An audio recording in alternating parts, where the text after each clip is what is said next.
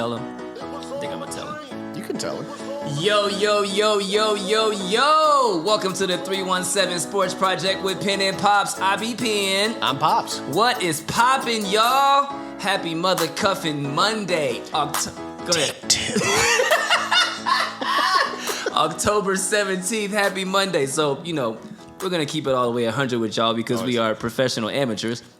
We just did about 15, 20 minutes of recording. And 10. Oh, okay, it's even better. 10. We did 10 legitimate minutes of recording, and then Pops looked back on our handy-dandy tool back there that tells us if we're recording or not. And this Negro looked at me and said, hold up. I said, what? What happened, Pops? I never hit record on the audio. Which, we had the one episode where we didn't do it on the video. Audio is so much more important. So audio is so absolutely so important. This is take two. Take two of the NBA edition. We're gonna give you the same exact energy we gave you the first time. This is for sure. Yep. This is it right here, y'all. The NBA edition. We're so excited. Pops has been waiting for this. We've been talking about NFL and college football pretty much all freaking summer long. We talked about a little bit of NBA every once in a while, but tonight we're gonna dive in a little bit more. So strap in. And we actually got this one right for once because usually we be like doing episodes like 2 weeks after something starts. And it's like, we should probably do an edition for that. We're like week of. Like, it starts tomorrow. This is beautiful. This is it. Because look at us. You would think that we would like look into the future and like check schedule. Nope. That's not what we do. That's not what this is about. Checking schedule is about like what's upcoming so we can plan right. But come on, you know who you're talking to. It's Penn and Pops, baby. It's not what we do. But what a dope-ass weekend in sports that it was overall. Mid-October is just absolutely where it's at. Yeah. Major League Baseball playoffs, which I actually am enjoying quite truthfully. College football this weekend was so freaking fire. So many dope-ass games we'll talk about. NFL games were finally good, and we got to talk about that, bro. Like, the preseason is shitty titty, and these first 5 weeks have been shitty titty. As I said in take one, when they condense, we're just running it back for you. We got this shit memorized at this point. It's on a loop. When they condense training camp, when they condense preseason, it takes a while these offenses to get this chemistry right. So offenses started out very, very sluggish. So it almost became the first 3, 4, 5 games are your preseason. Horrible football. So you're not going to get really good crisp football, or at least the teams that will be good and crisp won't look that way completely until mid-season. No doubt. That's right just now, where it we're looks at. like there's 5 good football teams in Correct. NFL. By week 10 or 11, you'll see there's 15, 16 good football teams in NFL. But Aaron Rodgers will not play this way Lord have mercy. The rest of the season. I hope Tom Brady continues to, though. Yeah, he's got a lot going on. He's got a lot going on. He needs a hug. He probably needs to listen to Mindful. 100% he needs to listen to Mindful. A journey to mental health, mental wellness. Yeah. He definitely needs to listen to that. For sure. So NFL has been mad shitty, but it's finally starting to shape up a little bit. NHL is back. Major League Soccer playoffs are dope. And the NBA kicks off this week. Damn Crew missing the playoffs. I know, that does suck a little bit. It makes it a little bit less fun to watch for damn sure. Did they just win it 2 years ago, too? 2 years ago. You know their coach got fired? Oh, did he? What's his name get fired? I didn't even see that. I missed that news. They fired him. Yeah. He won it 2 years ago. Fans have been calling for him for a while. He got fired. He's not good at making adjustments. My ninja. He was, they led the league in losses or losing the lead after the 72nd minute. So think about that. It's only 18 minutes left. You know what I'm saying? Right. So they had 16 ties this year. I don't know. Like it's something like that. It was something crazy like that. So it was time for him to go. All right. But this is our first season of the 317 Sports Project where we get to talk about all of this because we kicked off in January. Yeah, so like we didn't have take one too. Yeah, this is take one. Maybe we'll show clips of that at some point. We didn't even. I mean, we didn't get to see the start of winter sports while we were recording. We came in right before trade deadline of NBA. I mean, we were in the heart of. I mean, finishing the NFL season really at that point. For sure. So yeah, this is new for us. Mad dope. Yeah. I'm loving this. So. Check-ins. How your weekend was, bro? I don't want to make you relive this. I'm sorry, bro. Yeah. work was bad. And take one. You guys can just always assume work is shitty. Work for was Pops bad. Right now, I was by myself. I was the only manager in, so I had a lot of stuff to catch up on. But you know what? It finished out. I did some really productive things and finally launched and did the episode of Mindful, A Journey to Mental Wellness. So that first episode came out. I'm gonna just bypass work. That was the most important thing that I've done. Congregation said amen. That brings me so much joy. So that came out, and I'm so excited to have actually released that. Yeah, you want to tell them what it's about anymore? You want to go any deeper in that? Yeah, I mean, I feel like they should know. Yeah, Mindful, A Journey to Mental Wellness. I mean, it's really about self-love, mental health, trying to so important. Help people. First of all, realize how cluttered their brains are and give them ways to declutter. That's beautiful. So we'll have breathing exercises. We'll go deeper and talk about depression, anxiety, how to ask for help, how families can help somebody that they realize are going through that, what signs to look for. I'm going to have a lot of stuff. I'm going to have an interview either next episode or the following with a good friend of mine that works in the mental health field, and pick her brain. It's going to be very good. A lot of vulnerability, but this is kind of a huge thing that I start when I do self-love coaching with one-on-one clients, and how I kind of do consults and help them have a better relationship with themselves, which will in turn be able to have great relationship with others. I love that. Where does one find Mindful? It's everywhere. You can watch it on YouTube if you have Apple Podcasts, Spotify. Was so dope. I watched it. The exercises at the end I did with you, it was so dope. But yes, tell them where it's at. I'm sorry, I got excited. No, you're good. You can find it on YouTube. Anywhere you listen to a podcast, it's there. I'll make sure it comes across the screen right now, right there.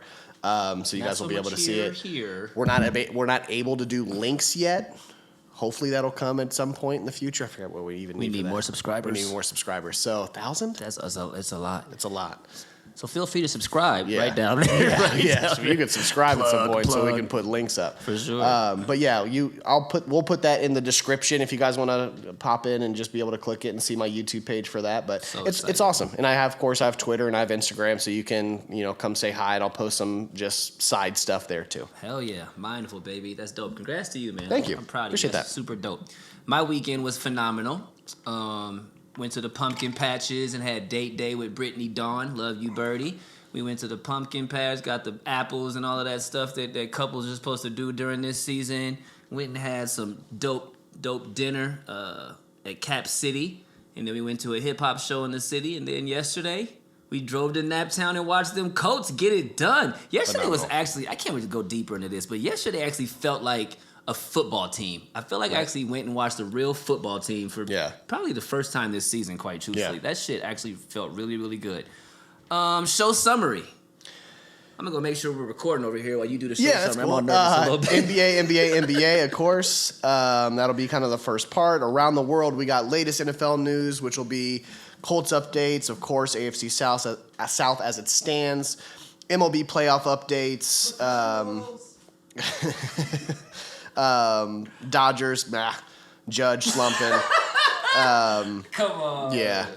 Daniel Dumbass Snyder, college football updates, and our very first interview with Coach Mark Tinklenberg. That is what's up. He's, of course, friend of the family and friend of the show, our brother. I mean, it'll be it's a great intro to the interviews that we want to do, because we needed to make sure that we could just do this and not have someone too big. And then it was talking to Marvin Harrison and shit, just starts crapping out. Tink, I'm not saying that you're small potatoes, but we love you. We love you. Thank you for guinea pigging for us, family. We love you. Appreciate you. We're really excited about it, too. I'm very excited. Sure. Mark has one of the best basketball brains I think I've ever talked to. No doubt. Shoutouts. Yo, can I just do this real quick, bro? Yeah, run through. Take two. Holy freaking cannoli, Batman. This is so dope. Yesterday, we went to Naptown, like I told y'all, for the Colts game. Came back, was giving shout-outs and talking to all the people about the game and how excited we were. And I noticed, we had 270-something followers on Twitter.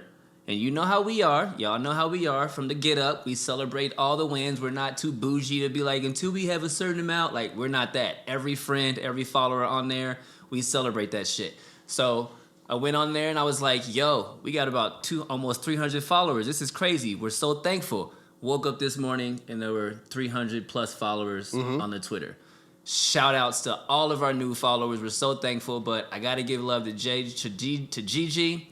I got to give love to JJ Indy, and I got to give love to Colts Caveman for retweeting and sharing. You guys are the culprit of what got us our new followers, and we're so thankful.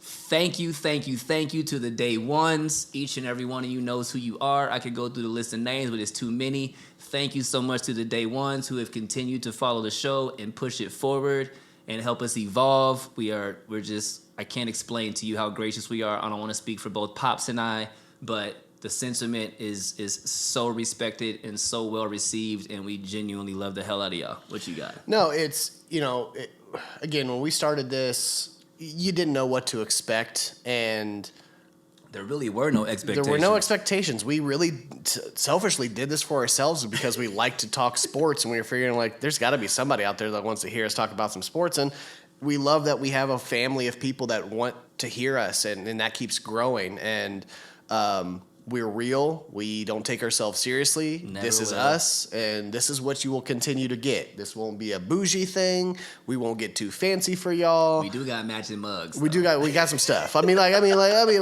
evolve as humans in general. I mean, that's just nature. We are mindful of ourselves. Absolutely. You know what I mean? Right? Oh, yeah. I mean, come on now. We want to grow a business here. I mean, come on now. But no, just thank you. We really, really appreciate it. And please, I'll ask you one favor. Keep sharing it. Yeah, man. Keep sharing it. And sure. All that is we want as many people to just have fun with this as possible. Absolutely. Life's a party, and we want as many people to just join us. Everybody's invited, baby. And on that note, we're going to go to our first segment, which is one that you guys asked us to do. So we're going to go around the world. You good with that? I love it. I feel like we're almost caught back up from the take one. Yeah, that was pretty quick. That was Actually, we did that in 10 minutes. That was right. That was nice. Nice. 10 minutes. Corner shot, baby. Boom. Colts catch up. Week 5, Broncos versus Colts, Thursday night football. No one really gives a shit because there was a total of 7 field goals kicked in that game. So we're going to go through this real fast. You got any take on that? You didn't even watch it. It was my anniversary and I was at Hamilton. Yep. So no, didn't watch it, didn't watch the replay. Nope. The one thing I will say about that game is the post game. I got to give it up to the homie Matt Ryan because he got hit and tackled and shackled a lot, and beat the shit out of. And I did see that. And during the post game, he did not throw one teammate under the bus. No. And I think he's not that guy. I think that's dope. He's not that guy. He's not that guy. 26 for 41, 251 yards, 0 touchdowns, 2 interceptions. Too many passes for me personally, but whatever. I ain't the coach. Jackson and Lindsey combined for 23 rushes for $102, which is not bad. That's 5 yards a carry, and you'll take that. Alec Pierce, 8 receptions, 81 yards, 10 yards a catch. Yo, he's actually played very, very well since game 1. He is showing why he was our first round pick. He is showing that. He's actually showing up. And Michael Pittman in that game, 5 receptions, 59 yards. That's it. We won 12-9. We're now 2-1 in that capacity. And then yesterday's game. Yeah. A mother-cuffin' must win. Indianapolis went to Jacksonville a few weeks ago, and we got blown the fuck out 24-0. I can't lie, y'all. I was nervous driving to Indy. I was absolutely freaked out. I did not want to go there and making asses out of ourselves. And we got that dub, baby. We did get that dub. 34-27 to move us to 3-2-1, tied for first place in the AFC South, I believe. Yeah. Is that right? Yeah. And I'm actually going to give this a little game breakdown because it deserves it, and the shit was fun. Must win, like I said. First of all, 0 sacks. Thank you so much. Biggest part of that. Offensive line and Matty Ice. Thank you so much. You did your job. And I actually got to say, Matty Ice was grounding the ball. When blitzes were coming and potential sacks were coming. He was getting rid of it a little bit faster. I think they talked about that during. Yeah, he was getting rid of it. Just ground it. And I'll take an intentional grounding. We don't want to take not even intentional grounding because he was throwing it where receivers were. I think he had like 2. Did he have 2 intentional grounding? I don't know. But either way, he was getting rid of the ball and just. Hey, if you don't see that play develop and you see him... You're not taking hits. Yeah. We're not losing yardages. Yeah. You live to see another day. It wasn't the Peyton Manning just fall down like I said in the last episode, but I'll take that even more. Shut him down, open up shop, my nigga. Oh, no. Yeah. Michael Pittman, Alec Pierce, and Paris Campbell finally showed up. All 3 of them showed up yesterday. I saw that a lot of the coaching staff had come out and said, he is starting to look even better in practice and everything. And don't be surprised if he starts to really, really show what what has been doing, and it actually be translating on the field. And I'll say this past game, watching that, I had watched the condensed version because I had Mark's golf outing yesterday for Marysville basketball. We'll talk about that later. But watching that, I was like, Paris, I heard his name being called, and it wasn't for like penalties. Preseason's over. Like okay, that was the Paris Campbell that I thought I would see. Like maybe like this is what we're gonna see from now on. Like preseason's over. They're really starting to play. Yeah. Frank Reich actually coached his ass off yesterday. Yes, he had a great game plan. He actually had some plays that I didn't expect, and trick play. I guess I'll call them trick plays. That Surprises. were surprise plays that actually worked, unlike Wildcat and stuff like that. Like, it was like, okay, he had a great game plan. He's still on the Wildcat, if y'all can't tell. Yeah. I won't let that go. No, you've done it twice. Okay. So I tried to let it go after once, and then you did it again. So shame on you. Touche. Yeah. Fool me once. Yeah. No doubt. Yeah. So, no, I thought the game plan was really good. I think that they rallied after being down, having a bad, was it a pick six? Fumble. Fumble, not a pick six. Where we went down 14-3. 14-3. Yep. And what a way to rally and change the momentum pretty quick to get that to 14-13 at half. Yep.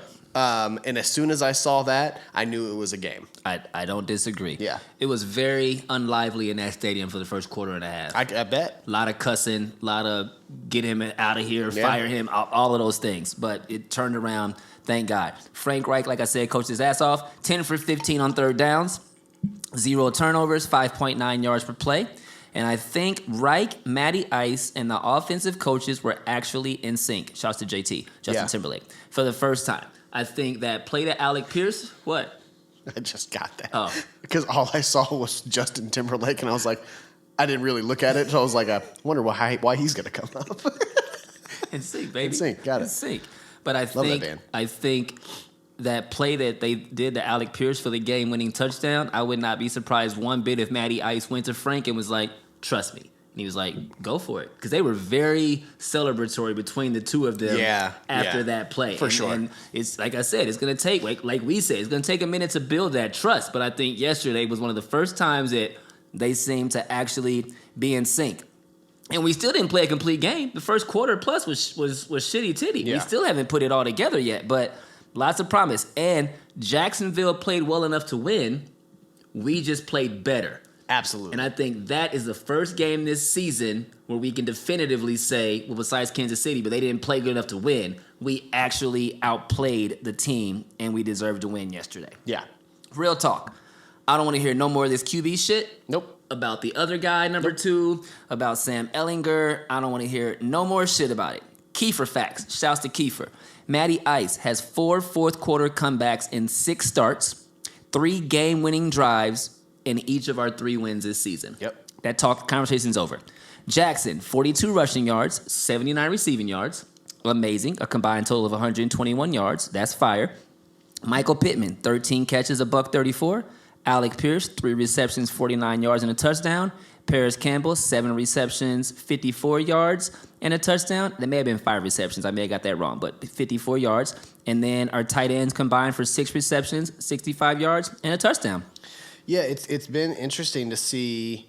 The only thing that I wonder, and that's okay if we have a rotation, is I didn't really see Mo Alley Cox too much. I agree. He was kind of our number 1 going into the season. Yep. And obviously Granson's more of the wide receiver-esque type tight end. A little bit quicker, a little quicker, a little smaller, a little quicker. Yeah. And then Woods and Pierce are our big guys. But Woods and Cox. Yeah, it's good. Woods and Cox. I didn't want to be the one. Woods and Cox. Bang, bang. Bang, bang. But Woods, I have a feeling going forward, that red zone threat, he just knows how to get up and get the ball. He's so athletic, dog. He's so athletic. Yeah. and I saved this for last, but kudos to you, Matt Ryan. 42 for 58, 389 yards, 3 touchdowns, 0 interceptions, 0 fumbles, 0 sacks. Yeah. We take on Tennessee next week in what feels like another must-win game. I'm scared to be too confident, but I'm cautiously optimistic. Win this game, and we're in first place. Yeah, it is an absolute must-win. You have to split both of those games. Jacksonville is not a pushover team anymore. I'm sorry, they're just not. They're not a 12-win team. Nope. But they'll get 7 and 9. They'll get 7 and 9 sure. and be in every one of the games. They'll have a chance to win a lot of their games this year. They're just very young. Yep. But look for them in the next few years to be another force in the AFC South. Titans, a little bit more polished, a lot more playoff experience. You have to be able to take this game and split both because we have that tie that puts us ahead of both of those teams. So these are going to be both of those are very important wins. So we got our one against Jacksonville. We have to get our one against the Titans. Preach that good gospel. From the wing, baby, we splashing Major League Baseball playoff update. I have a confession, my G. Yeah. I'm actually digging the playoffs. Playoffs have been uber exciting this year. I'm actually digging this. Yeah. San Diego versus your squad, the Dodgers. Yeah, that hurt. I did not see this coming. 3-1. You want to talk about it? Yeah, long story short, Dodgers bats went cold. They were the hottest team going into the playoffs, which always scares me. Of course it does. Of course it does. I mean, you want the Indians coming in hot as opposed to you've been hot for 3 months, and at some point that's gonna die down. And not only you're doing that, you're going against a division rival in the playoffs. Who wants to beat you? Who wants to They're beat hungry, you and have nothing to lose because you won the regular season title. You had 111 wins in the regular season. An in-state rivalry. I just did not like it. I didn't like that they split. If Dodgers would have won both games in LA, then we probably would be saying something different. No doubt. As soon as that went split, I knew that they were going to probably steal game 1 in San Diego because San Diego did such a good job. And normally, San Diego, when you go to their stadium, it's Dodgers. It's about 70-30 in favor of the Dodgers. Dodgers fans did not let their tickets get on any of the third-party sites, so it allowed them to all be an actual home game for them as far as the Padres. I said the Dodgers, I'm sorry. I know what you meant. They weren't giving them tickets up. They weren't giving the tickets up. So, I didn't see as many Dodgers jerseys as I normally would do in the playoff atmosphere because they wanted to actually show up for their team, and they did. That was their other guy on the field because that was a real tough place to play. That's beautifully said. But, yeah. Through Friday, they went 0 for 19 with runners in scoring position. That ain't ever going to get it done. No. They left 7 runners on base in Game 3. That ain't it. Mookie Betts, Turner, Freeman, and Will Smith went combined 2 for 14 with 4 strikeouts in Game 3. Those are their 4 biggest bats, and none of them had a great playoff. Is that a choke job? Did they choke? Is that fair? Yeah, you know what I mean? When you go 0 for 19 with runners in scoring position, that's a choke. You should accidentally be better at that statistically to me. EYE concur. Yeah. Keep talking about it. You moving on. No, I'm good. Phillies and Braves. Does this make it feel a little bit better because the Braves got beat too? Makes me feel worse because if the Braves were out, that was the only other person standing in the way of us getting back to the World Series. My guy. Now, Phillies. They went like 500 in the regular season, dog. 87 and 75 in the regular seison. That's one of those teams that you don't want in the playoffs. For sure. They have some great players. Those teams are scary to have. Braves' big bats were ice, while Phillies' big bats were hot in the right situations. Game 4 alone, very similar to the Dodgers. Then Game 4 alone, Braves had 6 hits with 1 run compared to Phillies' 8 hits and 9 runs. Jeez. Phillies came to play. If I pull it up, I had it pulled up earlier, and I apologize. It's okay. They ain't going nowhere. Yeah, you're just going to have to watch me do this. Scores. I was looking at... screw it. Either way. Looking at the batting averages of the playoffs for the Phillies compared to... Who the hell are they playing? The Braves. Everyone was contributed for the Philly. Like the big bats. 1 through 9. Bryce Harper batting .455, I think I saw, which is huge. I mean, you're batting .500 in the playoffs. You're doing your thing. No doubt. Acuna Jr. is about the only one that was really doing anything for the Braves. He batted 450. 450. I'm sorry, no. Bryce Harper was batting over 500. He was batting 550. Acuna Jr. is 457, so he was the only one doing anything for the Braves. It just was not going to happen for them. One man can't do it. No. Guardians, Yankees. Tied at 2-2. Yeah. I'm actually digging this. That went into a delay. It still is delayed. I think that they're not going to play tonight. So they were supposed to start playing at 7 tonight. Weather? I just saw that because I just went to go look at that. Yeah, it still says delayed, so they were going to reassess at 7, and when I was on my way, it looks like they're going to postpone that probably to tomorrow. Okay.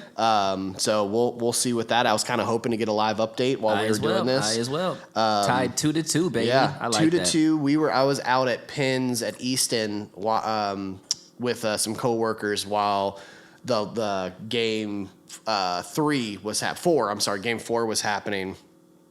3. Is that when they had the walk-off? Yeah. Yep, game 3, when the walk-off happened. And it was awesome how many people were cheering in the place for that. It was really, really cool. But, going into it, again, same thing. Yankees bats are cold, right? Yeah, bro. Judge batting 125, Stanton batting .03. 0.083. 0.083. I don't even know how to calculate that. You know what I'm saying? I heard you. So that's 12% to 8%. 8%. Right? 8%. So that ain't good. That ain't it. That is good. Those are your 2 biggest bats, and you guys are not doing what you should be doing. But Oscar Gonzalez doing the walk-off in Game 3 was amazing. And then as you said, Cleveland's 2-9 in series clinching games at Progressive. Whew, it's not sexy. No. Them Stros and Mariners, 3-0. I know you don't want to talk about this because you hate Houston. No, he literally typed, fuck Houston. Houston's doing what everyone would expect them to be doing. Why they even had to have a thing where they cheated at one point, it made no sense because they were good enough to not cheat. That's gospel. Right. So they're 3-0. I wanted to see Seattle. Seattle's always been a team. They almost squeaked out one. That I've always kind of liked due to who's been on the team in the past and everything. Ichiro's and Griffey's. Mariners are always a team that I wanted to play as when I would play video games. Pay attention to what they're doing no matter what. Yeah, Mariners let me go see what's going on over here. So, but Houston, as I called, I thought it was going to be Dodgers, Houston in the playoffs, in the finals, but it's not going to happen. World Series, that's what it's called in baseball. That is what it's called. That's what it's called. So, nice update on the baseball. Ready to move on to the top of the key? Let's do it. Here we go, y'all. Daniel Douchebag Snyder. You know what, y'all? Before we get into this, I just want to say... The old DDB. I feel like Daniel the Douchebag. I feel like every episode, we have a new asshole or douchebag that we're talking about. And that's just re-damn ridiculous. Whether it's Deshaun Watson or Brett Favre or Daniel the Douchebag or Robert Sarver, we are constantly talking about somebody in sports who's an absolute asshole. Yeah. So, who is Daniel Snyder? 57-year-old businessman, dropped out of Maryland at the age of 20, started a business flying jets for college students to spring break trips, whatever. Started an advertisement business. Kind of weird, right? Kind of weird. Started an ad agency with his sister in 1989, made a bunch of money. Bought the Redskins in 1999 for $800 million.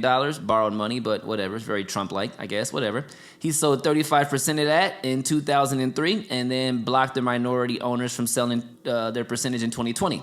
He is 156 and 212, and since buying the football team, they've had 10 coaches in the 23 years that he's been there. That's not a good culture. It's not a good culture. This is why I'm reading these things before we get into what this asshole has done so you guys can understand what's going on over there in Washington.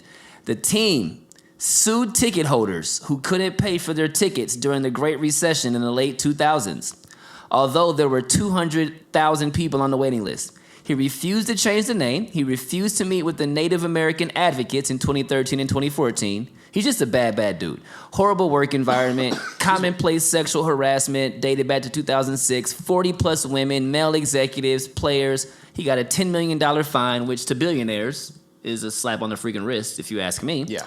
And in March of 2021, reports surfaced that Snyder underreported ticket sales to the NFL/IRS to pay less for the funds to NFL, basically to pay less for NFL funds. He's a really, really great guy. He's a great guy. And then you got what's going on with him now. Just a quick little timeline of just all the disgust and disdain that he's been going on. Like I said, minority owners are going after him. NFL commissioner, he's got a problem with the commissioner. In 2021, he's got all types of stuff going on with women on his team going and reporting stuff. He's just a bad dude. And how the hell do we get rid of this guy? Exactly. Rich white people. Rich white people. I'm so happy that you said that. Yeah. And there's good rich white people out there. I'm not saying that. But if you look at the NFL owners, it's a lot of rich white people. It's a lot of rich white people. And do I actually think that he's got stuff on all of these guys? Absolutely. Including the commissioner. You have this dirt fool hired on all a of private them. investigator to dig up dirt on the other owners and the NFL commissioner because he doesn't want to have to give his team up. Correct. I mean, I don't. And Correct. I kind of want to know. Yeah. There's part of me that like fuck you, Dan, and I'm like, what you got? Let me see it once. I kind of want to know. Let me see the report. Do you think he should have to sell his team? Yeah. Yeah? Yeah. Do you think he should whistle on the other owners? I'll tell you this. Tell me this. Probably. Here's the thing. Yes, I don't think we understand what that would do to the NFL. And bro, it would changing the dynamic. It would change so much. Should dirt be blown on people that have dirt that should be talked about? It's blown on the players. Correct. Like, it absolutely should be. I think yes. Why do the players' dirt get out there, but all of all these dirt owners stays a secret? Because they have the money to keep it buried. I mean, I know why, right. But you know what I'm saying. Yeah, like it is. Yes, this. I think it does need to happen. Just if that does happen, just prepared to have NFL be paused for a little bit while everyone figures shit out. That is very, very, very well said. Because all them rich white dudes is going into hiding if motherfuckers start singing. Absolutely. They start singing. Cats is going on vacation. Absolutely. Yeah. Get it together, NFL. Daniel Snyder, we want you gone. You're an asshole. Just flat out. That's it. I don't even know what else to say about that. All. We want you gone. You an asshole. Wing shot, baby. College football roundup. What a dope ass weekend for college football. Yeah, this was great. This was the best one. Oklahoma versus 19 Kansas, 52-42. Win. Number 22 versus number 16, Kentucky, Mississippi State. Kentucky got that win, 27-17. Syracuse versus NC State. Syracuse. You back? Syracuse. Are you back? Syracuse. Are you back? Got that 24-9 win. They're 6-0 right now, bro. Big up to Dino over there. He's been their coach since 2016, and I want to say Dino, so I didn't really. It may know. be Dino. It may be Dino. I think Dino. Dino. It's probably Dino. It's probably Dino. You can't call another brother Dino. It's not the one. No. Big ups to Cuse for letting him ride this out. He's been there since 2016. It's so rare. Thank you. That's so rare. That's exactly why I wanted to put this in here. They had some 3-11 seasons. They had some 10-win seasons, some 5-win seasons. But they've let him stay there. They've hung around with him, kept him in there, and now they are 6-0. He's got to develop his program. So big ups to you, bro. Number 13, TCU, and number 8, Oklahoma State. Another dope game. Went down to the wire, 43-40 in overtime. TCU was down 17 at one point, came storming back. That was awesome. That was fire. Number 20, Utah. They beat USC at home. They dedicated the game to Ty Jordan and Aaron Lowe, two players who played for them, and then we lost way too early a few years ago. They went for the 2-point conversion after coming back. Huge. Like, let's just go for this like, W. We're going to win this. Let's not even go. Fuck overtime. We going for the win. And they got the W. Kind of hurt it a little bit, I'm going to be honest. No doubt. Yeah. Cam Rising, 30 for 44, 415 yards, 2 touchdowns, 11 rushes, 60 yards, and 3 touchdowns. Homie, you bought out. Yeah. And Caleb Williams for USC threw for 381 and 5 touchdowns. Can't even be mad about that. And the game of the year so far, I would have to say. I'm calling this Pins game. Why you say that? Because you called us. Oh, I was like, what are you talking about? I appreciate you. Tennessee versus Alabama. And he's right. Dating back to the last episode, I told y'all this was coming. We actually said this when we were looking at, I think we mentioned this 2 episodes ago when we were looking at games to look out for. Schnurf. I'm pretty sure we both said, look out for that Tennessee-Bama game. Like, that is the one where Tennessee I'm telling you. I'm thinking if we date back to the beginning, we said Tennessee was one of our sleeper teams, and they are not no punks. I didn't put no notes in here, but yo, you guys phenomenal saw it. Game. Everybody saw that game. The best part of the whole game, can I say what that was? Storming that field. Nope. No. Oh, that throw up? The throw up. The throw up, and then him looking up at the defensive tackle and shaking his head. If I'm Alabama's team, I quit. I'm gonna go, Coach. Got sub. Go ahead and take me out. They mean business. He wanted it more than this nigga threw up at me and just shook his head like I'm coming for you, motherfucker. Little projectile vomit. Looked up and just shook his head. You knew that game was gonna be theirs. Big ups to Tennessee. You guys got it done. First time in like 12 tries or something playing them. Like I am so impressed by Tennessee football right now. The Big 12 is actually pretty impressive too, bro. I got to give it up to them. Like they don't look bad at all. They can play some football, and I was worried because it's a very Oklahoma and Texas driven conference. But Okie State is balling. Like the Big 12 is looking pretty nice. Way better than the Pac-12, if you ask me. For sure, right? Big 10, 'cause that's what we care about the most. For real. Yeah. Your Michigan Wolverines. Woo! Whoa. Look, Michigan blowout city, cuz great. That's a great win because is that a signature? That's signature. That's a signature win because if you look at our schedule, which a lot of people have said is like, I feel like they're not going to be playing anybody, blah blah blah. That's a huge game, a 5 versus a 10 at the time. Penn State looked really tough. Michigan, and a lot of people will go, well, is Penn State actually that bad or is Michigan that good? Michigan's that good. I was just about to ask you. Michigan's that good. Okay. Michigan's running game is phenomenal. Probably, is it the top in college football right now? Yes. Their running game is phenomenal. Between Edwards and Crum. Yeah. Corum, not Crum. Corum. You would take them over Henderson and Mayan Williams? Yes. Okay. All right. Yes. We gonna see in about 4 weeks. We gonna see. 4 weeks. That's for damn sure. Yeah. Woo! Yeah. Michigan. Yeah. And as you put J.J. McCarthy, sophomore, he's going to get better as the season goes on, and junior and senior year are going to even be better. Yeah, he could be trouble later. He could be trouble later. Yeah. Sure. Michigan, once he gets that figured out and gets to just trust himself. Correct. That's really it. What it boils down to. 418 rushing yards for Michigan. J.J. McCarthy, 17 for 24, 145 yards. He got to be game manager and let his running game do its thing. Yeah. It was perfect. Not bad. Number 24, Illinois versus Minnesota, which Minnesota was my team.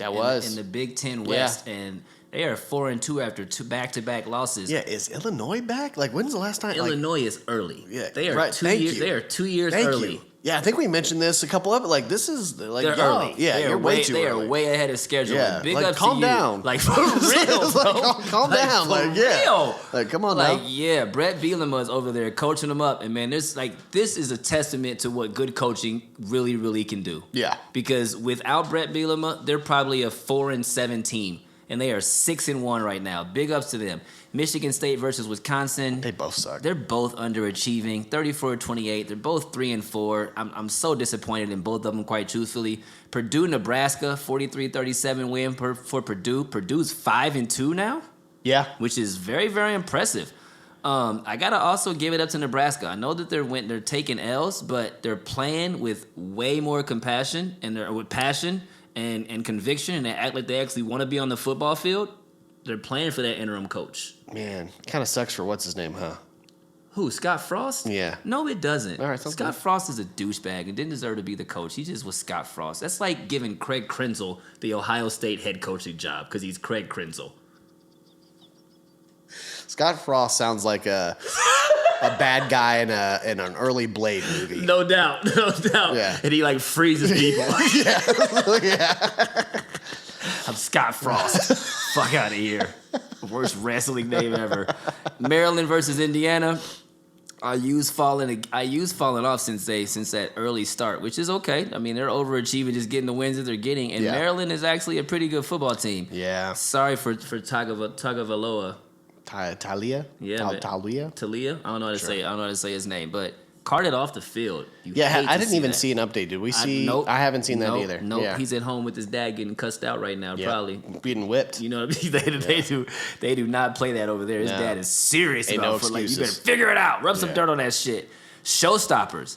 Bryce Young, 35 for 52, 454 yards, 2 touchdowns. Dalton Kincaid, tight end from Utah, I believe, 16 receptions, 234 yards, and a touchdown. Tight end, dog. Yeah. 16 catches for 234. Jalen Hyatt, wide receiver from Tennessee, 6 catches, 270 yards, 5 touchdowns. Awesome. This dude has 6 catches and 5 touchdowns. I don't even know what to say about that. Big ups to his quarterback Hooker, 21 for 30 for 385, 5 touchdowns. You little hooker. You're so ridiculous. I gotta give a shout out to Michigan's offensive line and their whole running back core. Appreciate that. Anytime that you bust out for 418 rushing yards against anybody, I don't give a shit who you playing, but Penn State, 418 rushing yards, you get a freaking showstopper for sure. And Kyle Van Treese, quarterback for Georgia Southern. 38 for 64, 578 yards, and a touchdown. 4 touchdowns. 3 wide receivers with 100 yards or more. His arm's gonna fall off if he goes throwing 64 times. That is crazy. That's Matt Ryan numbers right there. And honestly, that's not a great percentage. 38 for 64. I mean, 578 is great, but like you need to you missed almost half of those. Like you missed 26 passes.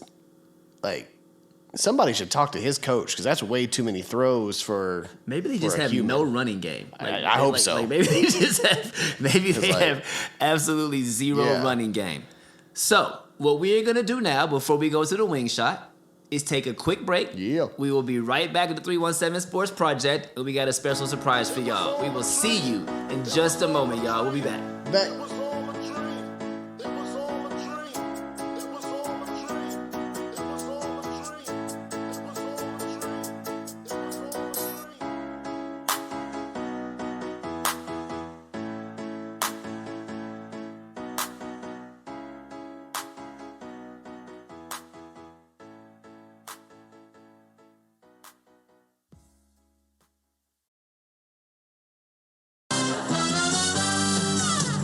We're brothers, we're happy and we're singing and we're colored. Give me a high five. And we are back to the 317 Sports Project with Penn Pops, brought to you by Clean Kicks, Columbus, Ohio's #1 premium sneaker treatment shoe cleaning service. We clean kicks, we paint kicks, we do ISO restoration, a bunch of other fun services. Premium sneaker treatment for premium sneakerheads. Do us and yourself a favor. Give us a follow over at cleankicks.614 on Instagram. Yeah. Now, we are back. And we are finishing up around the world. We are doing the corner shot, the PJ Tucker, as we call it now. Sure. And we have a special guest for y'all. A special guest, the homie Mark Tinklenberg. As Pop said before, family friend. He's been a homie since I don't really even know life before Mark Tinklenberg at this point. Fourth grade. Fourth grade. So he's been around for forever. And we are glad to have him on the show. He is the head coach of the Marysville Monarchs boys basketball program. What the hell is poppin', Tink? What's up, you two? What's up? Hey, first of all, man. First of all, congratulations on the podcast, man. Success so far. Very proud of you guys. I remember when you guys were first putting this all together. I remember telling you, man, indie sports needs something like you two to come in and do something like this. So congrats, and happy to be on here tonight. And, appreciate that. Man. You really did say that, bro. We love you for that. Appreciate that. Yeah, Tink has been coaching for how many years now total? This is year 14. Year 14. Coached at our alma mater, Dublin Kaufman, there for 12 of the years. 12 of the years. Now going into second year at Marysville. They did some things. They did some things over there at Kaufman. They did some things. Great college hooper. Mark was offensive player of the year junior year at Thomas More. Is that right? Did I pull that out of my butt? Because I didn't have that written down. Right. So that's correct. Yeah. He could shoot some threes. Shoot some threes and get some rebounds. Yeah. Yo, bro, how the hell are you? How's your spirits, Ting? How's fam? How's Callie? What's going on over there? Callie strong forever, baby. What's poppin'? Yeah, man. Callie strong forever for sure. No, she's doing great, man. We're through three major surgeries, and she's really come out on the other side of all of them. It's kind of crazy, actually. said this the other day. In 36 years of life, I've learned more in 6 months of being her dad than I have in 36 years of being alive. Amen. So Preach that gospel. it's crazy, man. What exactly does Callie? What exactly does she have? If for lack of a better term, pardon my ignorance on how I asked. Easiest way to put it is she's got something called craniosynostosis, and she has there's regular craniosynostosis, and then there's this syndromic version where you actually have like a gene alteration, a random gene alteration throughout the pregnancy, and it causes the sutures in our heads when we're babies. They're open. It basically causes all of them to fuse. And so it restricts brain growth and obviously can cause, when she was born, it causes some deformation of like the forehead and the eye orbital bones. The sockets and such. Yeah, so there's a lot of things. She's so cute. So basically, long story short, they went in and opened up all those sutures, and they went into her brain and rerouted some fluid because her fluid was getting trapped, and that causes pressure on the brain. So it's pretty intense. But I mean, there's all different types of levels. It's like a large scaffold of like you can be here or here, and so everybody's is different.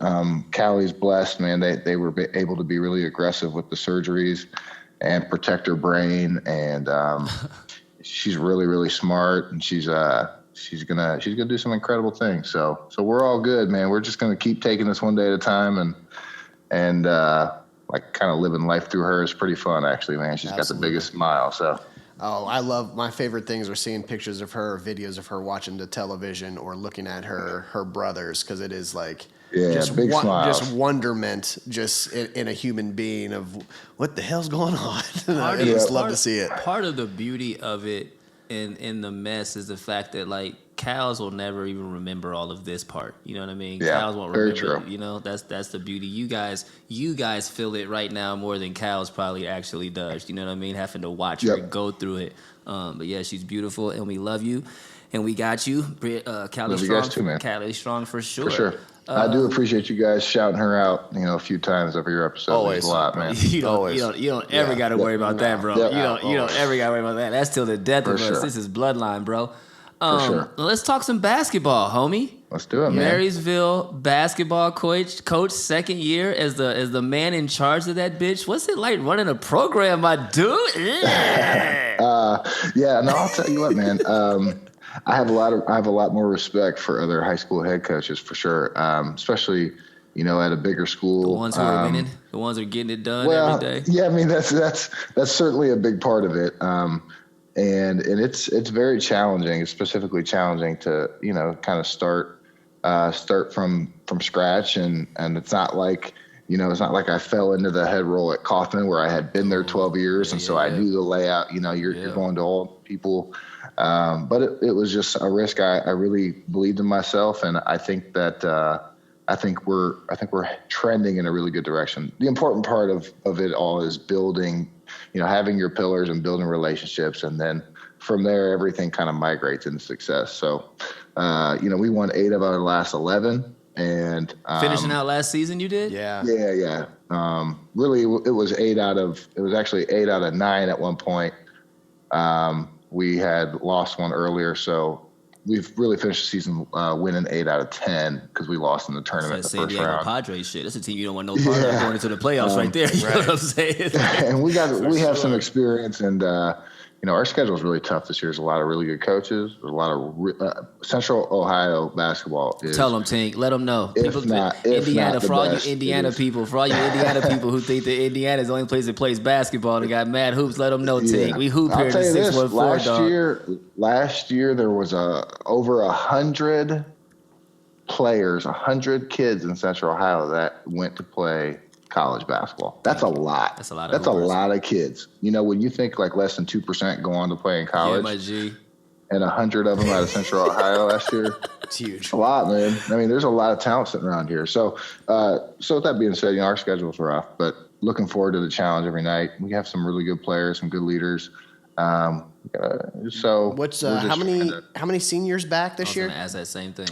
We'll have 6 seniors potentially. Okay. And that's a good squad.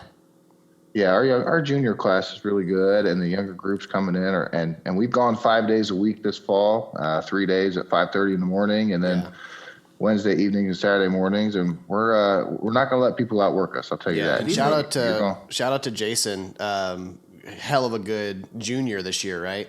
Yeah. He had a first-year all-conference as a junior. Yeah. And, the good thing about that and just stuff like that is that a lot of times you get a little, complacent. And there's been no complacency. Good. We're not stopping. We're not good enough to stop yet. And I think that was kind of a blessing in disguise last year. So that's purely, that's that culture that you're going in and establishing. That's what gets you. My ninja. That's what you get for seasons to come, right? Sure. We're not in this just for last season, this season. You're building a culture that should stick around after you're even gone, right? Yep. So that's the point. That's what I know that you've always been good at doing, what you've been around. So you've been a player's coach as long as I've known you. Players love you because you respect them as much as you demand respect.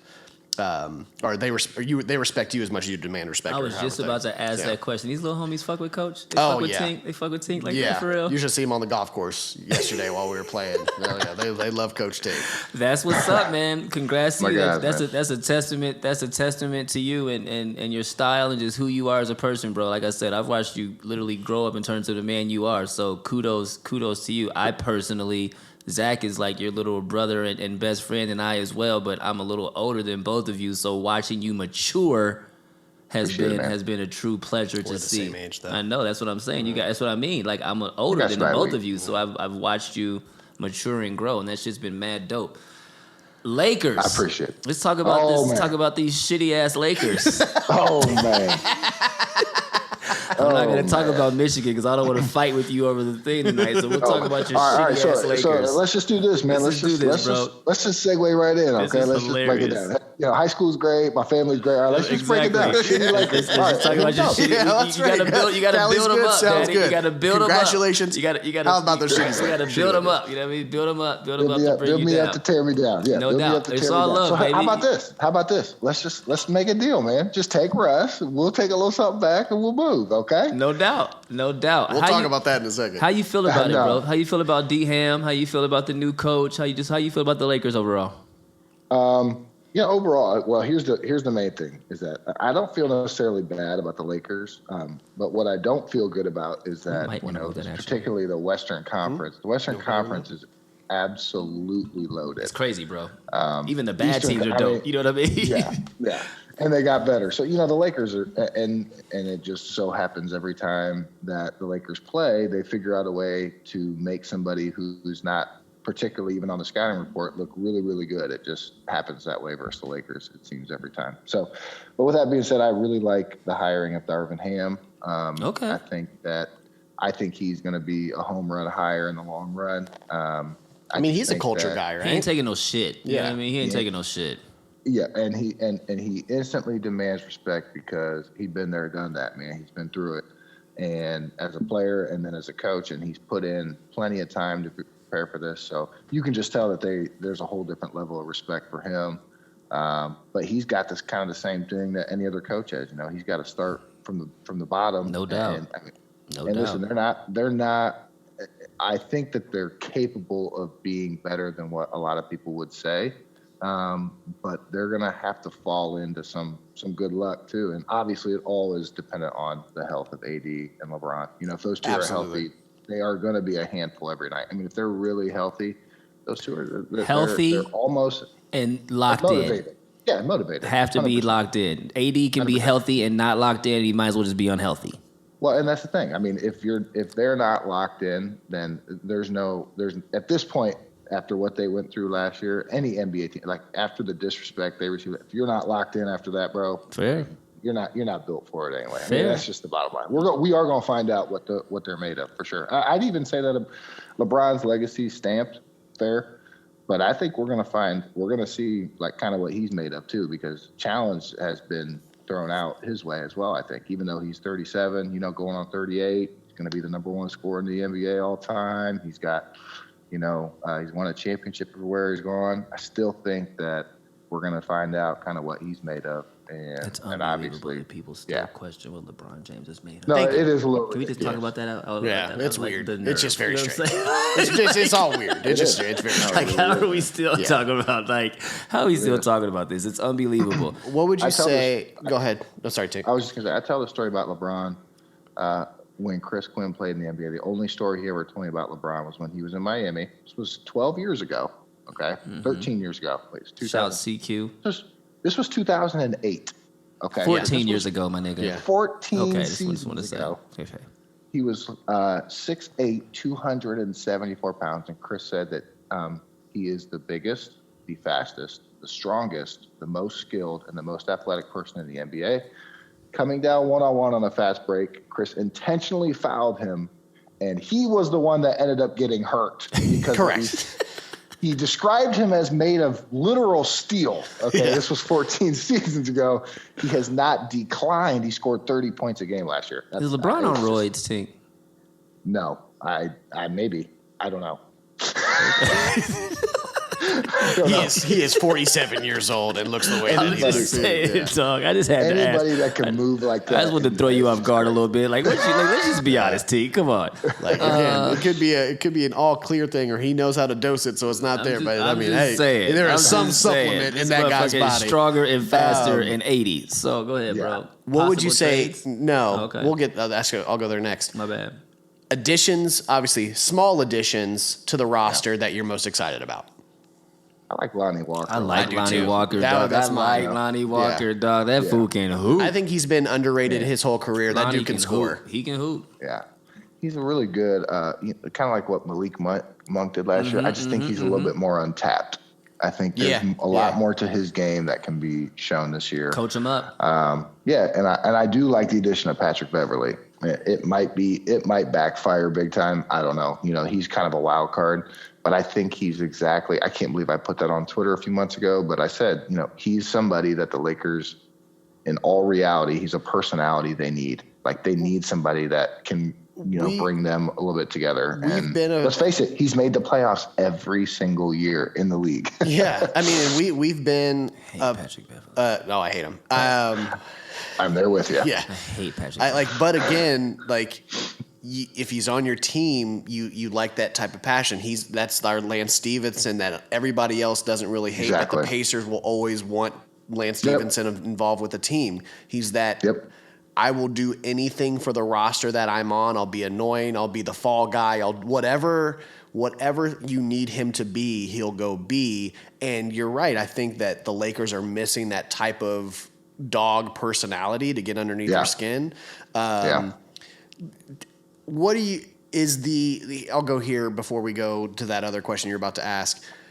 Do you buy anything into the whole Russ not joining huddles and all that stuff pregame that we've seen the last preseason? Him not talk. Okay, just wanted to see what you thought about that. No, I don't, man. These are grown men, man. They are not like I try to tell everybody this, and I hope this is the part of the segment that gets put out there. I mean this sincerely. We are not living in the same planet as NBA players in terms of skill, in terms of talent, in terms of how they live a daily life. It is a whole different universe.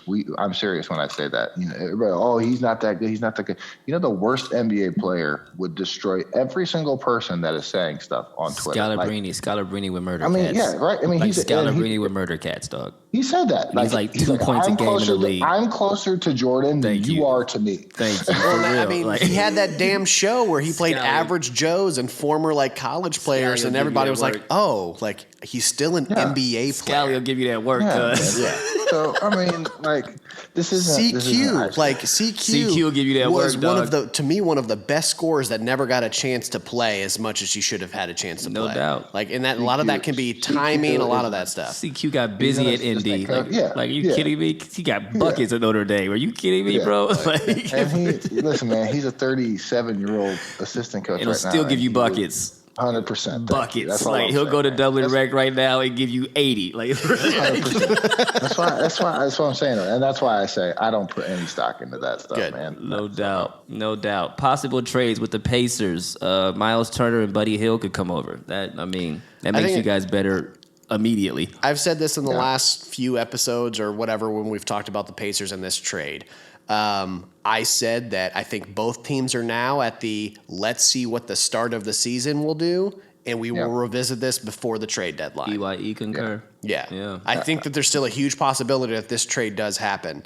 I agree. I think the Lakers waited it out a little bit because they want to see what they want to see what they got. Yeah. And I think both teams kind of want to see what they got, which is very, very fair. Let's play these first 25, 35 games, see what the hell's popping, and see if we can make it work, and blah, blah, blah from there. Yeah. And if not, you go full tank mode and you go after that Wembanga, whatever his name is. For real. Because that dude's ridiculous.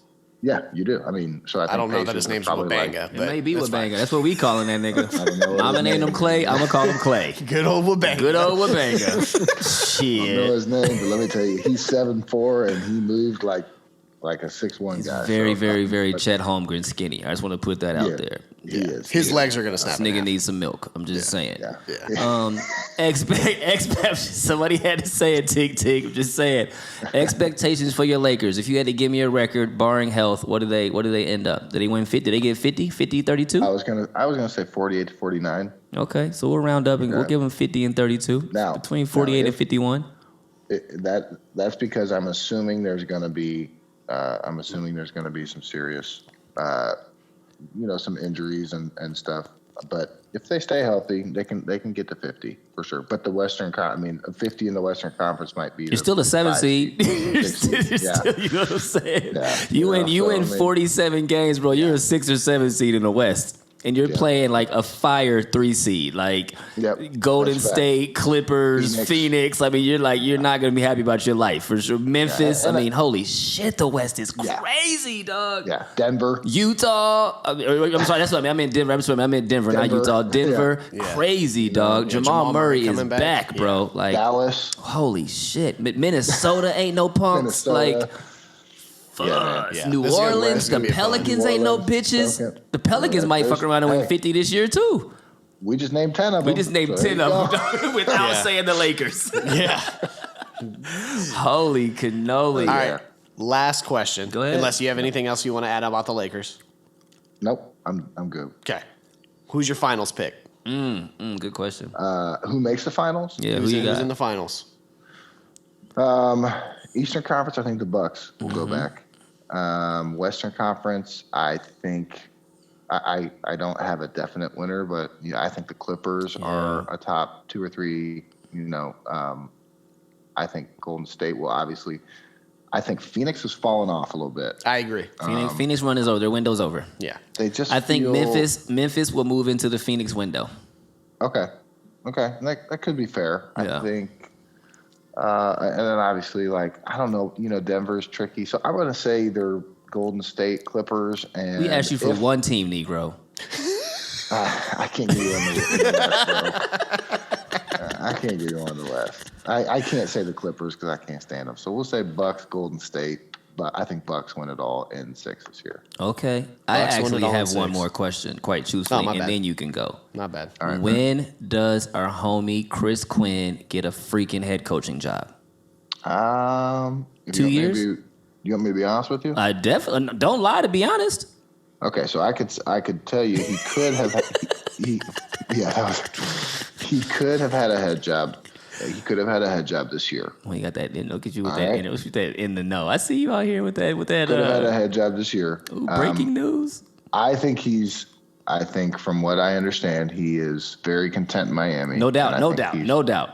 They got a great program. I think he's going to wait until Spoelstra hits the front office, and I think the job has been told to him that it is his in waiting if he stays around. So I would assume that he'll stay in Miami because it's hard to pick up the family and go to Utah. My ninja, for sure. There's jobs out there, but how do you go take that when you've had you got a great thing going, and that's actually very well said. Spo will move up, Pat Riley will bounce, Spo will move up, and they'll just keep that. They'll just keep that shit rolling. They're gonna do exactly what Brad Stevens did. They're gonna keep that shit rolling. That's actually. He is literally Spoelstra's protege. So I mean, it's a perfect transition. The only job he would have taken would have been the Indy job 3 years ago. I agree. 2 years ago. 2 years ago. Sorry. He would have taken the Indy job. Do you remember that guy's name now? Who? The coach before Rick.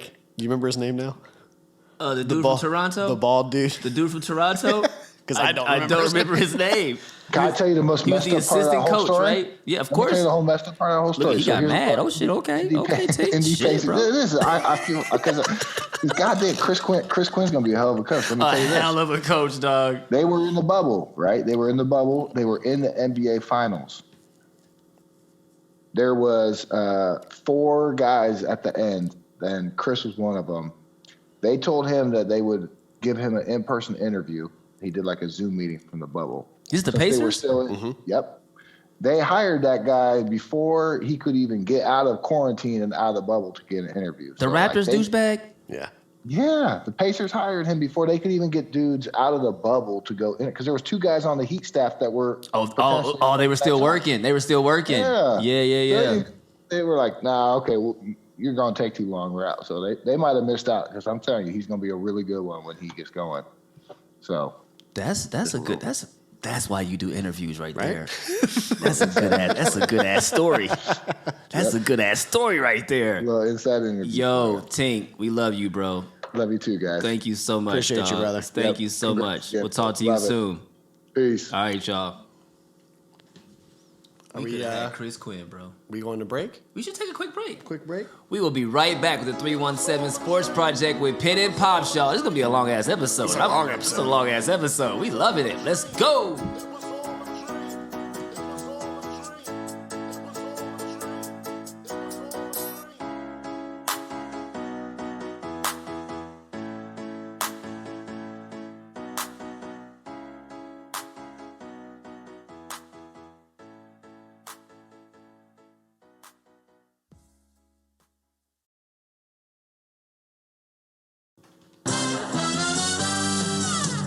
We're brothers, we're happy and we're singing and we're colored. Give me a high five. Welcome back to the 317 Sports Project with Penn and Pops. Yo, that was a dope-ass segment. I had a good That's cool. time with that interview. Yeah. That was some really dope shit. Moving on to our next segment, the NBA. Niggas being awesome. Just niggas being awesome. Just niggas being awesome. Let's talk about it, Joe. The NBA's back, Pops. Yeah, first games back are tomorrow, Tuesday. We got Philadelphia versus Boston. Boston jerseys look fucking fire. Yo. I don't really fuck with Boston, but I would wear that shit. Those jerseys are pretty fucking Those shits sweet. are crazy. I put a note in here, and I want to. Saw that. Yeah. So That's a hell of a question. Philadelphia, Boston. A question here, obviously. We'll see what Boston does. We've been talking about their whole coaching stuff, and they looked good in the preseason. I'll be very honest with you. didn't watch. They Did looked Who's really coaching good. Shit, I can't remember That's who okay. their interim coach is. Is he part of the? He's part of. I mean, he's like their assistant or whatever. Yeah. Okay. All right. Either way, they look like they want to prove that that's not going to affect them. They got Blake Griffin, which no, he's not the same Blake Griffin, but he's a good culture guy and they like him. You know, that's a decent guy coming off the bench. Brogdon look all right. Brogdon look decent. Like they'll be fine. I think they'll be good. That's what's up. I put in here for the Philadelphia 76ers. You know, That's a hell of a question. Harden took less money to help them shape their roster a little bit. My question is, how long will he stay unselfish? Why I ask that is there's been reports on he's upset that he's not getting more praise that he took less money. That can't be a real thing. That's a real thing. And You read that somewhere? I read that somewhere. So Credible? credible. Oh no. So it becomes a selfish act if you want praise for the unselfish act. No? Say that again, please. That was It poetry. becomes a selfish act if you want praise for the unselfish act. That's a bar. Thank you. So That's a bar. how long will we see him want to be where he's at? I mean, obviously, I think he just wants to be in Philadelphia. We know that, but will that translate to the floor at all, where you kind of start to see some of that normal James Harden selfish ball play and, you know, separating himself from the team and all that kind of stuff? I think Embiid will hold him a lot more accountable than anybody that he's ever played with, and they kind of showed that last year. But at the same time, like, how long will James Harden stay unselfish? That is actually a very, very, very good question. Before you told me all of the stuff about him wanting credit for doing normal shit, I would have said he's changed because he's in shape. Oh yeah, he looks better. You know what I mean? That's part of being a team player. Yeah. You know what I'm saying? So Yeah. I would have said prior to what you said, based on what I've seen. I know many guys that get in shape just so they get more attention. That's like the post breakup, like whatever. You know what I'm saying? About to get this breakup body popping off. Not to get healthy, yeah. To get more praise and attention. That is touche. That is a very, very, very good devil's advocate statement. We'll see what Philadelphia. So that was does. a rhetorical question. That was a rhetorical question. Oh, I don't think very long then. No. So we got Philadelphia versus Boston Tuesday. The late game is Lakers versus Golden State. We just had Mark talk about what the Lakers and the expectation 0-1 to start the season. 0-1. Let's just go ahead and kick that off. On your way to 48 wins, 0-1. Will LeBron force this trade, and how long before we start hearing rumors that he's unhappy with the current roster? Right now. Yeah. Right now. I'm surprised that we're talking about that as opposed to James Harden not wanting to wanting more praise now. Preseason recap. What you think, bro? Teams to look out for. We went through a lot of them. I mean, we went through the West with Tink and... There's about 11 teams there for sure. West is going to be a gauntlet. I mean, honestly, I think the East not as much, but not far behind. I think there's a lot of teams in the NBA that can jockey for positions. West, besides Golden State, I don't really know who's the as far as if you kind of put them in categories definite NBA championship caliber. Then Clippers. Okay, Clippers and Golden State would be our two. And then there's a slight fall off. There's a fall off. Could get to the finals or the Western Conference finals, and then you get to we'll make playoffs, and then nothing. See you next year. And the surprise team of the West is the New Orleans Pelicans, is what I'm saying. Yeah. They will fuck around and win more games. Well, Zion, you've seen him looking all athletic and lost a bunch of weight. Bro, yeah, CJ McCollum, Brandon Ingram, Zion Williamson. I mean, they're not messing around. They're coming. He looks really, really good. For sure. You said Brooklyn looked really good, that preseason game. Okay, yep. Pops. He's looking at me with the eye. That made me scared to look at him. I'm not. They're not messing around. Okay. Kyrie's in preseason busting for 35. Okay. KD and looking smooth with it. KD is KD, and I have to say this annoyingly, but if Ben Simmons is gonna come into play and fuck around and have between 9 and 11 points and 9 and 11 rebounds and 9 and 11 assists a game, they're unbeatable. It's really all you need. They're unbeatable. Yeah, we don't need Ben Simmons to come out and really go out and now it's a we thing. We're Brooklyn now. Or what's we? Fans, my nigga. Okay. We don't so when I kind of go fans when everyone's like, "Oh, his jump shot's still not great."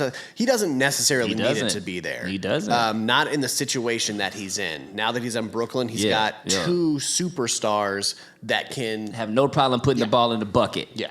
So I think he's in the best situation for himself finally where, I'll say this. Philadelphia made a mistake and gave him too big of a contract. I mean, drop Mike. Period. This is without Seth Curry on the court. I mean, this is without TJ Warren on the court. I mean, Brooklyn, they look really good, bro. I'm really scared. Yeah. Pacers play Wednesday against the Wizards. Injury report. Let's kind of talk about that a little bit. Halliburton's dealing with back. Sore lower back. He practiced today. He did say the other night that he will be ready for opening night. He'll be ready. Yeah, he practiced today. I think we're going to be just fine with that one.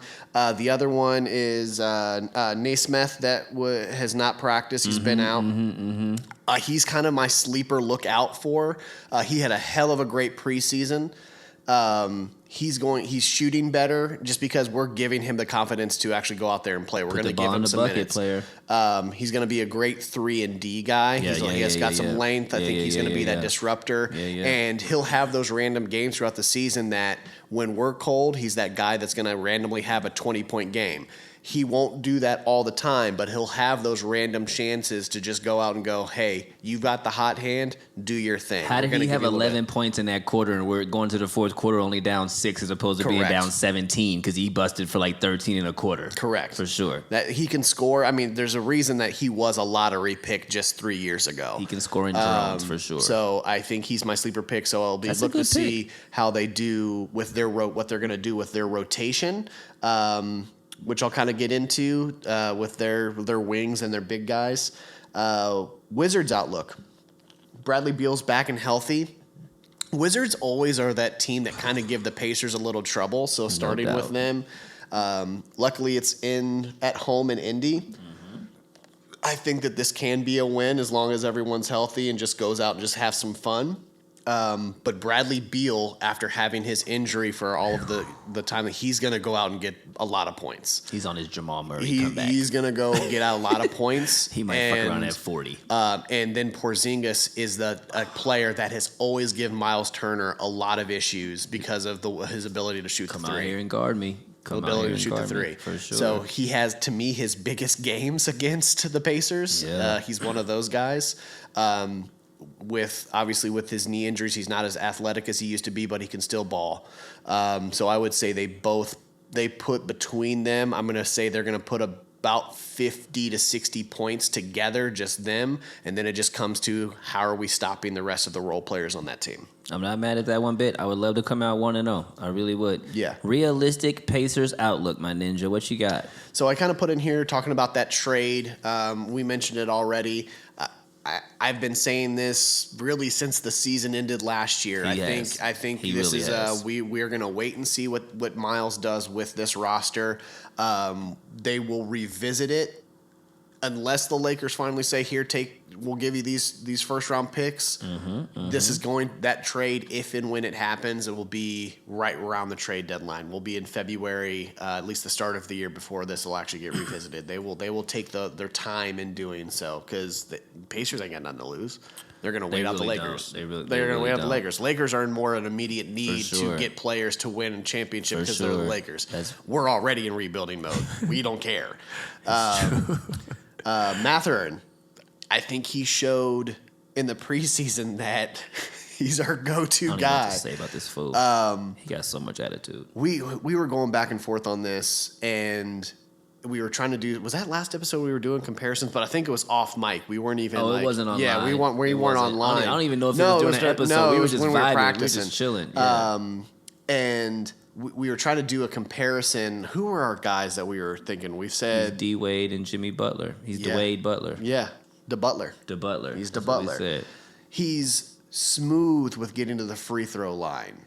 He doesn't want to just shoot the rock. That contact. He wants the contact. I forget how many and ones he had. A lot. True. He had a lot of and ones. The one game he had 27 points. He went 8. I'm going to pull this out. 8 for 13 from the field and 11 for 12 from the free throw line. I think I just pulled that out correctly. I think those stats are very, very damn close. Yeah, I'm pretty sure that's what it was. I know it was 27 points, and I know it was 11 for 12 from the free throw line. Both of those things are true. However many buckets he missed, I can't tell you. It was 5 for 7 at one point, but after that, I don't know. I know that. I just don't know what the other part was. We'll go 8 for 13. So I think it was 8 for 13. So he's going to be, if he's starting out off the bench, I kind of mentioned on Twitter, I almost kind of like that to start the year. If you coming in 6-man, coming in and being a 6-man, and go, hey, you know what? Are you cool this year? Just going out and being our 6-man, you'll get a lot of minutes. You'll probably be in the closing. In the game when the game is over. Yeah, you'll be in the closing for sure. But we want to see if we can get you this award of 6-man of the year. What a way to start a career. And talk about confidence going into when he'll be in the starting lineup next year once Buddy Hield actually does get traded, because I do not think Buddy will be after this season, whatever that looks like. Wow. Touche. Yeah. Can you has anybody ever won 6-man of the year and rookie of the year at the same time? No. I don't think that's happened. We'll look that up and we'll correct ourselves. But that would be pretty. I can't think of an instance where you win Rookie of the Year, and he does have the ability to win Rookie of the Year. No doubt. Paolo Banchero would probably be the only other one that I think could actually do it, because they have really no other scorers over there, and really what they're looking for is scoring in Rookie of the Year and how many points you averaged. While being pretty consistent. That's really about it for Rookie of the Year. They're not going to really look at you doing anything else. They don't need you to be leading your team to a bunch of wins. I think it's just, hey, who's scoring the most is mostly the main stat they're going to look at. Touche. Yeah. That was dope. Anything else in the NBA? Well, at least on this part, expectations, I'll kind of say, you have a record you have in mind for Pacers? Oh, shit, you asked me too fast. I would love, oh my God. What I really think, I will say 35 and 47. Okay. I would love to see 39 and 43. Okay. 40 and 42. Yeah, I think that's great. I think it's between 35 and 40 wins, somewhere in that sweet spot. Yep. I don't think that they'll be at 500. I think they'll be just a little bit under 500. But in games where they could go 45 and 37. Hands down. Right. I think that they will, at the end of the year, barring health, they'll get hot. They could get hot, and you can see them being at that play-in 10th, 9th spot where they're trying to get into the regular playoffs.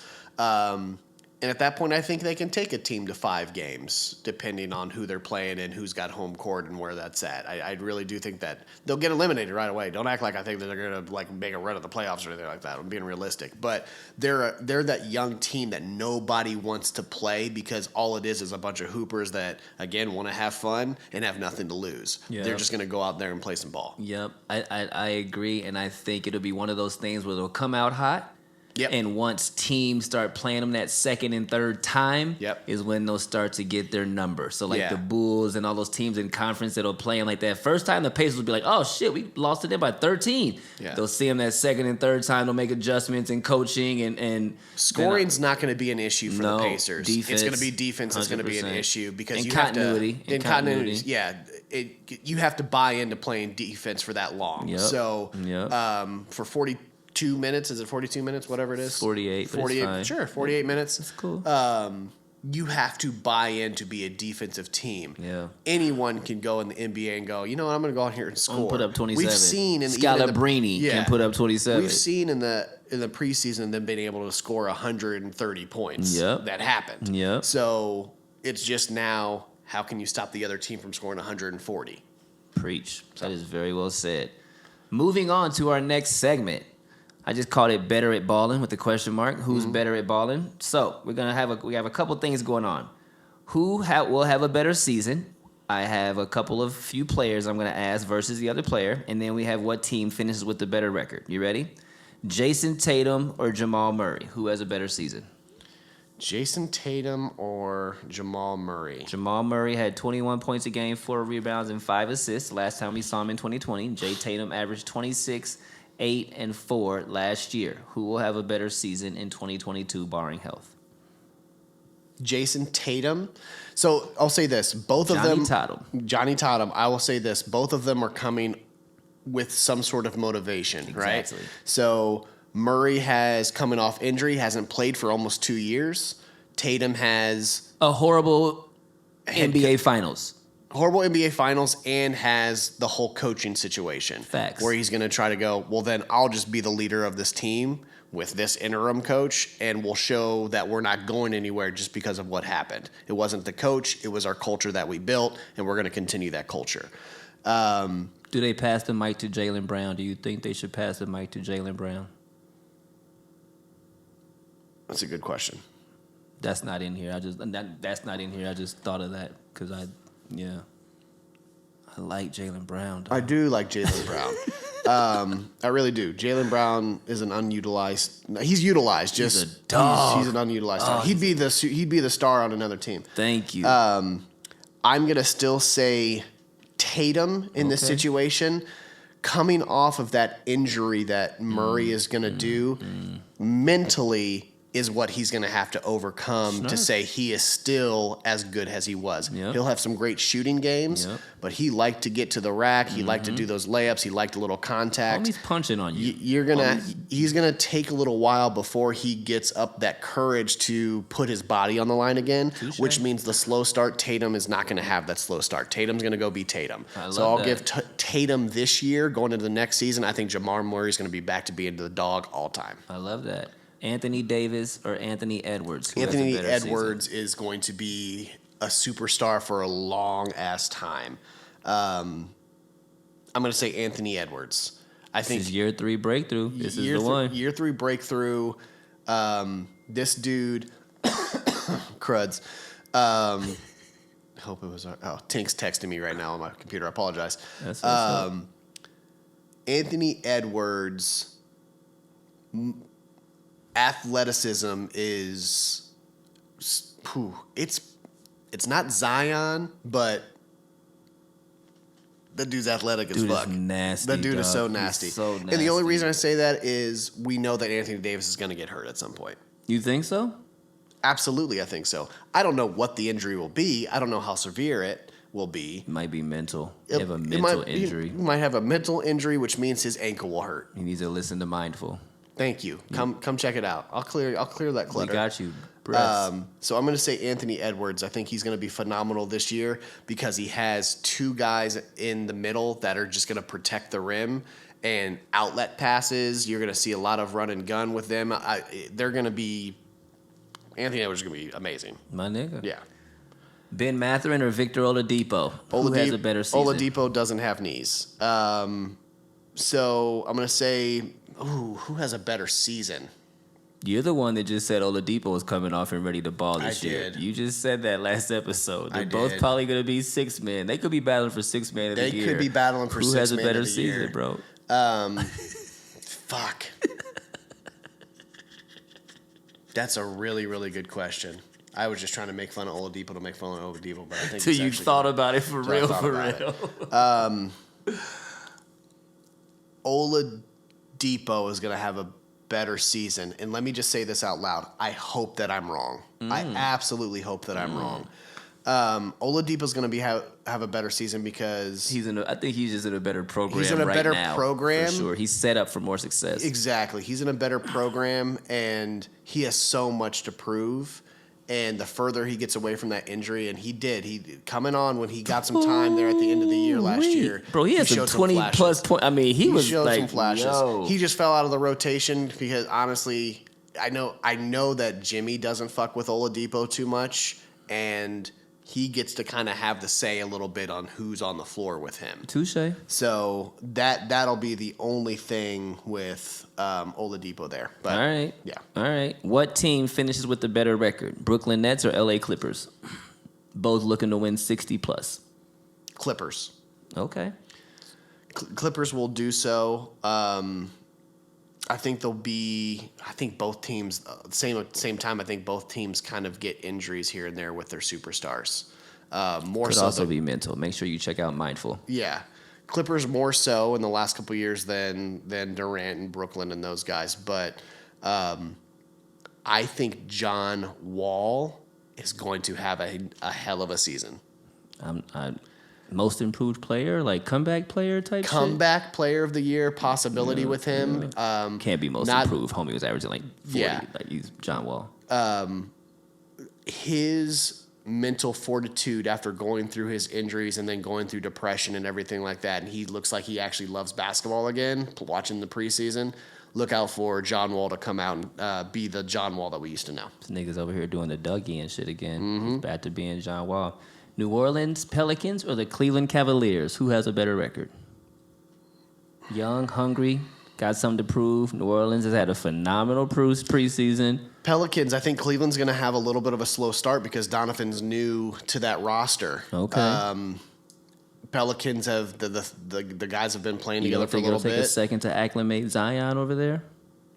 No, he's still been there and been within the culture. Okay. He just has been too big for his own body. So I think that they have the tools because Ingram's going to do Ingram, McCollum's going to do McCollum stuff, and Zion will just be that guy to grab a bunch of rebounds and outlet pass and do some flashy dunks to keep the crowd involved, and it'll be fine. And This isn't a situation where conference matters? possibly so what? It's Cleveland. It's us, right? We're in Central. They're in Central with us, right? So Pacers, Chicago. Milwaukee, and Chicago. Yep. That matters a lot. Who's in the Pelicans?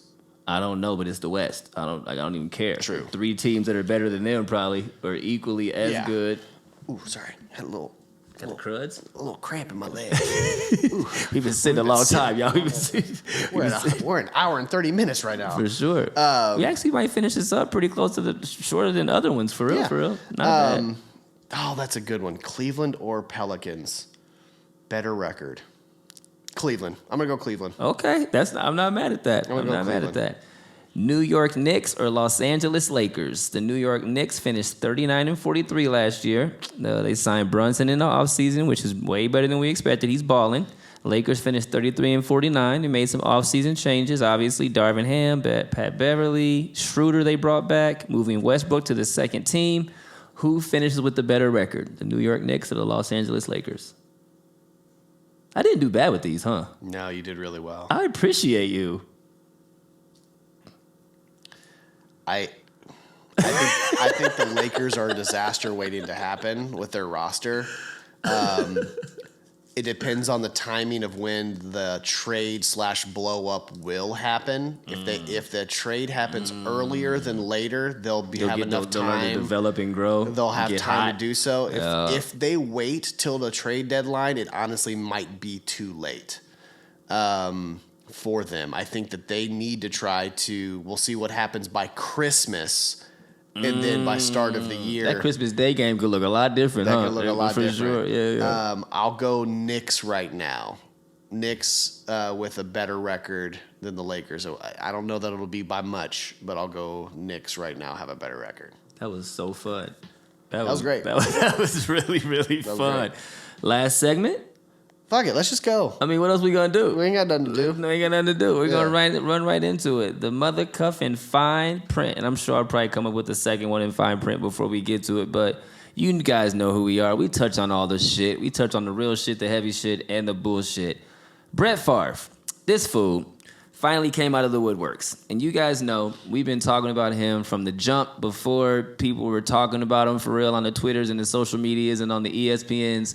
We were talking about how much of a POS Brett Favre is and if this deserves some more attention. So we're just going to keep on talking about it. He spoke to Fox News Digital. I don't really trust nothing Fox News is over there doing anyway, but whatever it is. He talked to Fox News Digital and said verbatim, "I have been unjustly smeared in and by the media. No one ever told me, and I didn't know that funds designated to welfare were going to the university or me. I tried to help my alma mater, University of Southern Mississippi, a public Mississippi State University, raise funds for a wellness center. My goal was and always will be to improve the athletic facilities at my university." Clearly, that's what your goal was and what your goal always will be. Zero accountability, zero apologies, zero empathy, and every single part of that statement was about Brett Favre. He did, in fact, pay $1.1 million back for speaking fees from the Mississippi Community Education Center, a nonprofit group that spent money with approval from the Department of Human Services, but it was said Tuesday that Favre still owes $228,000 in interest. Yep. I despise this human being more and more by the day. I don't really know what else to say about that. Brett Favre, this is so bad, y'all. This is so bad. Like I'm despised and disgusted with talking about bad humans, but if nobody else is going to bring attention to it, we're going to keep bringing attention to it because something has to be done. People are that are affiliated with this situation and affiliated with Brett Favre being brought up on fraud and all types of situations and are going to court. And Brett Favre's day is probably coming. And I look forward to that. I still believe if anything happens, you looking for that file? Yeah, I'm not mad. He just let me ride this out. I love that about him. I still believe if more information comes out to be factual about him, he needs to be taken. I think he should be taken out of the Hall of Fame already, to be quite truthful. But if they continue finding information on him being more of a POS, and that is not point of sale, that is in fact piece of shit, then just in case you guys were wondering, definitely not point of sale. They're going to have to move his ass out of the Hall of Fame. I'm sick and tired of Brett Favre, and that's really all I got on that. Moving on to the second part of the fine print, our Indianapolis Colts take on the Tennessee Titans this coming Sunday in Nashville. What you think, Pops? Can we get it done? Can we win 3 games in a row? And if we win 3 games in a row, depending upon how we win it, will y'all niggas leave Frank Reich alone for a second? Ooh, is Frank Reich still on the hot seat? I think that should actually be the topic. I almost said that earlier. There you go. Is Frank Reich still on the hot seat? I think the hot seat gets pretty cool if he wins in Tennessee.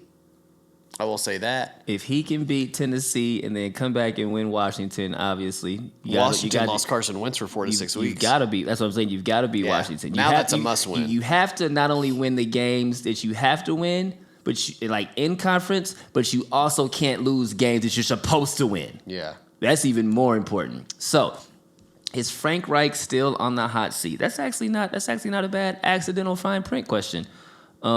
I don't know that I think Frank Reich is still on the hot seat, bro. I think people probably need to chill the F out and leave him alone because, again, the first 4 games to me is figuring shit out in preseason. He's not on the mid-season fire hot seat anymore. He might be reevaluated at the end of the season depending on how they do it. Snarf. At this point, now he has saved his job for the rest of the season. This next game will be a huge part of that, but I think if they pull this out, he's definitely locked in for the rest of this season. Yeah, if they lose to Tennessee for a second time, Irsay's probably gonna be. He'll be pretty perturbed for sure. He could be back on the very warm seat at 3-3-1 very, very, very quickly. Yeah. So, big ups to y'all. Thank you. Good luck to the Colts on Sunday. The countdown begins. Today's Monday. We celebrated the win with Jacksonville today. So tomorrow we ain't celebrating no more. It's time to move on and get focused on this Tennessee game in Tennessee. Yeah. We love y'all so much. Thank you for checking us out and tuning in. Make sure you follow us on Instagram, 317 Sports Project. Subscribe to us on YouTube. We would love more subscribers. We're trying to grow those. We need those. Let's get to 100 and 200. So make sure while you're watching, you click that subscribe button for us. And then make sure you follow us on Twitter because that's where we actually probably do the most quote-unquote social media activity. You can find us at Penn Pops, PENNANDPOPS. Give us a follow. Come talk to us. Let's vibe. Let's grow. We love you, indie sports fans. We'll see you next time. The 317 Sports Project with Penn and Pops. We'll see you in a couple weeks, baby. Peace. Cause I was like 2 years old, first time I heard a beat drop. Yeah. And by 3 years old, I'm learning how to beatbox. Yeah. 4 or 5 years old when I'm putting on the 45s. Final. Needle to the groove, I'm scratching up the sweet spots. Homie from the East Block, in that town where the fiends flock. Skip school all day, mama couldn't keep watch. Fresh fade with the Reeboks. Nah, nigga couldn't tell me nothing. I'm so sick in my own lane, preteen, pimping all the light skin, red bone loving. Boombox on with the headphones bumping, dreaming to find my niche. Cause I ain't really know back then when I picked up my first notebook and a black pen, that little nigga with a rhyme like this. I wasn't thinking to the days of a dope band, new EPs on a compact disc. Nah, shit, truth be told, I ain't know I could sound like this. For me back then, it was all a dream.